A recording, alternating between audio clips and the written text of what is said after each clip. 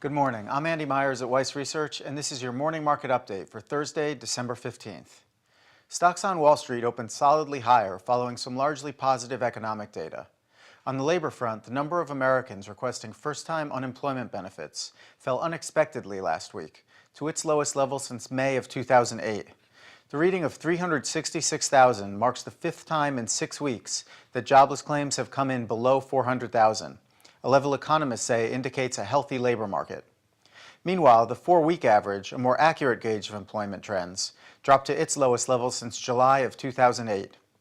Prices at the wholesale level rose modestly last month. The producer price index was up 0.3%, above the 0.1% predicted by economists. The increase was driven by higher food costs, especially for vegetables and chicken. But energy prices rose just slightly, following a 1.4% decline in October. Excluding those categories, the so-called core PPI ticked up just 0.1%, a bit less than expected. Over the past 12 months, core prices have climbed just 2.9%, the smallest increase since June of 2009.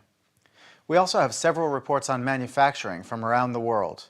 The Empire State Survey measuring manufacturing activity in the New York region rose to its highest level in 7 years this month. The index had been close to zero for the past 6 months, but it shot up all the way to 9.5, surprising analysts.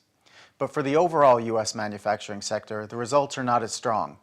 Industrial production declined 0.2% in November, dragged down by a sharp reduction in the output of motor vehicles and parts. And the percentage of factories, utilities, and mines in use last month declined slightly.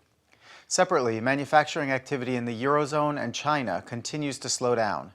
The Market Purchasing Managers Index showed contraction for the 4th straight month in the Eurozone, and a survey from HSBC showed continued cooling in China's manufacturing sector as domestic demand remains weak.